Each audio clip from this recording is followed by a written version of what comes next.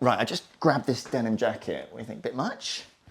Double denim, yeah, it's a bit Justin Timberlake, maybe, right, anyway. So there's a direct-to-consumer brand from China called LightCarbon that have been getting quite a lot of traction recently, actually, for the quality and the value of their carbon bike frames. So your boy has gone and got one. I've just got pictures of Justin Timberlake up here. The fit it's not wildly dissimilar, which is worrying.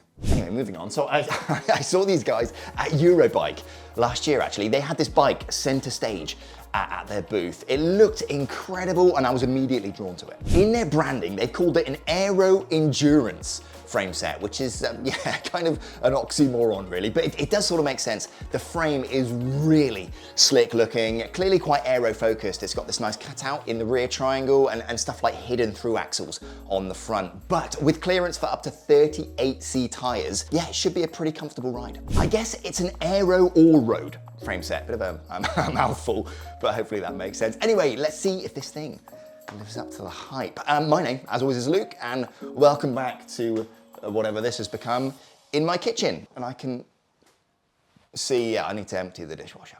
Right then, disclosures quickly up front. LightCarbon sent me this thing over for review, so bear that in mind, but they're not paying me anything at all. So I got the frame, fair enough, but yeah, no money has changed hands. You might see a little paid promotion fly out in the top corner. That pertains only to a sponsor spot I'll put in, probably Sirocco, honestly. But yeah, anyway, does this thing live up to the hype? Well, yeah, it kind of does, if I'm honest with you. There is one little thing which I'll cover later, but let me hit you with the headline stats first. This chair is a little bit creaky, isn't it?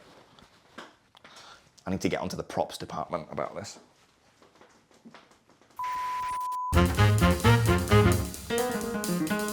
Okay, so as mentioned, this is a racy, more aero-focused frame. I mean, look at the taper on the back of that head tube, kind of reminiscent of the Canyon Air Road a little bit. T47, bottom bracket, definitely my preference these days. Love to see it. In-frame storage on the down tube, which is cool. Clearance for up to 38C tires, like I said, although I have some 700x40s in the attic, so I'll try and squeeze those on. And as with virtually every new bike in the last 5 years, maybe more, fully internally routed cables.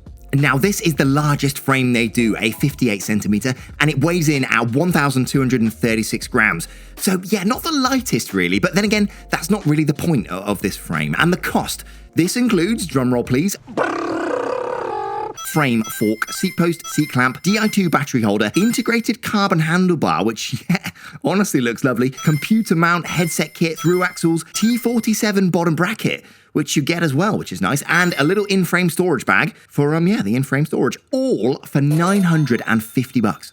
Now, with shipping, that'll come to around $1,100, maybe a little bit less, which for the quality and the finish on this frame set is pretty flipping impressive. So let me show you. Right, less than 30 seconds, let's go. So if you like cycling, you might want some clothes to yeah, go with it. I've worn Sirocco gear on no joke every single ride for over 5 years at this point. It's great value, looks nice, and lasts ages too. I still wear the stuff I got 5 years ago. They've got everything from socks, jackets, jerseys, bib shorts, cycle glasses, cycle caps. So if you want to check them out, you can scan this QR code on screen or use my link in the description. It'll get you 10% off everything they do, and it helps me out a little bit as well. Right, that's it. Let's get back to it. Right, so the external finish on this frame is basically flawless. So I went for this color. It's called Silverstone Gold, I believe, although there are a few to choose from, or you can pay a bit extra and get a fully custom paint job. But yeah, it's really nice. I love this kind of gloss marble effect on the top half of the bike. Looks really nice. And the masking beneath it is so clean. So yeah, on the paint front for this frame, no notes from me. The in-frame storage is decent too, so the cover is all aluminium, no fragile plastic parts to kind of snap off. The frame bag fits in there perfectly, and it clamps down nice and securely as well, with a bit of cushioning on each end, which is important because if you put a bottle cage there and hit some rougher trails, you don't want that kind of rattling around.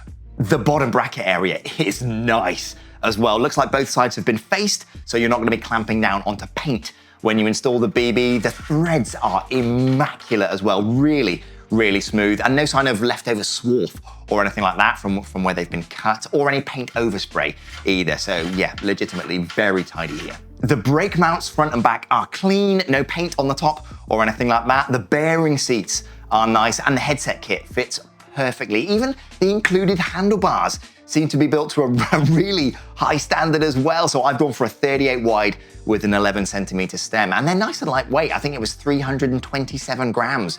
Yeah, not bad at all. Genuinely, this frame set is very well put together. I mean, the price might lead you to believe maybe a corner has been cut here or there, but I am really struggling to find any. I think in terms of craftsmanship, I'd say it's easily on par with, say, something from Specialized. In fact, a month or two back, I had my friend's Specialized Crux in the garage. I was kind of checking the frame set over. It's the 2025 model, but even now, that bike with discount retails for about 4,000 quid.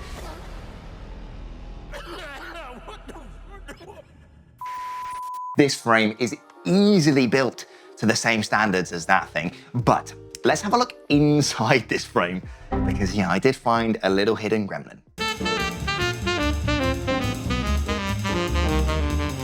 Now, rather than the traditional air bladder, this thing is made using a custom latex form. So essentially, this means workers can place the carbon directly onto the latex, just be very precise with their placement. And then during the heating process within the mold, that latex form provides a very uniform pressure from the inside out across the whole frame. And as you can hopefully see, the result is an extremely clean inner surface with virtually zero wrinkles in the carbon, which can act almost like stress risers, so not ideal. I mean, just look at the bottom bracket area here. Easily one of the cleanest examples I have ever laid eyes on.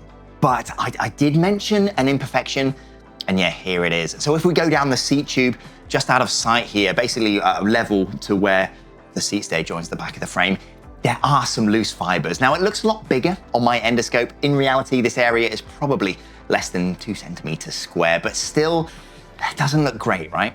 Now, as soon as I found this, I dropped my contact at LightCarbon a message. According to him, the latex mandrel can sometimes be a little bit sticky. So in that area, when they pulled the mandrel out, it just took a few of those fibers off the surface with it. Now, they assured me that area of the frame is designed with more than enough safety margin. So yeah, it shouldn't be an issue. And I've got to say, I do believe it. They did actually offer to send me another frame, but I declined because I know this is going to be absolutely fine. So to kind of prove it, I suppose, I'm just going to build it up and ride it as is. However, even though it's not going to make any difference structurally, it's not ideal, right? So off the back of my finding, they've made some changes in production. So they've applied much stricter quality control to their latex mold supplier to kind of reduce that stickiness. And every single frame out of the factory now is going to be checked with an endoscope in the same way that I've done here. And you know what? I've got to give Gavin and the team over at LightCarbon some credit, because obviously not an ideal situation for them, but rather than expending effort doing damage control and trying to maybe bury the issue or whatever, they took the footage, had an internal meeting, and then just made changes in production. Now, it's not lost on me that I'm kind of a special case, I suppose. So I asked them what the process would have been if this was a customer frame. So apparently they would have done the same thing, kind of explained the issue. And then because it's not really structurally important, they would have offered a partial refund. And if the customer really wasn't happy, which is, yeah, fair enough, I suppose, then a replacement frame would have been sorted out. Honestly speaking, it's actually been pretty cool to see, because, you know, getting a perfect frame, great, fantastic. But over the years, dealing with manufacturers, it's the little issues like this that can really tell you how a company actually operates, if you kind of catch my drift. And in this case, they took full accountability and then made changes to sort it. I mean, that should be the kind of standard attitude, but I don't know, it does feel kind of rare these days. So all in all, pretty interesting. Putting aside that small imperfection, you are getting a lot of frame for the money. Now, if you want to check them out, or if you've got any questions, I'll leave their details in the description. Bear in mind, they are primarily an OEM manufacturer, but they absolutely do sell individual frames to customers. So yeah, chances are you'll be chatting with the same guy I've been, to be honest, Gavin, the sales director. Really nice guy, yeah, very knowledgeable and quick to answer over email. I'm going to be building it up soon with some gravel wheels and a budget electronic group set. Plus, judging by the length of this head tube here, I reckon it's going to be a really comfortable bike to ride, because I don't think the position is going to be super aggressive like most aero-focused frames. So yeah, stay tuned for that, and see you next time. Ciao. It's the bonus clip time.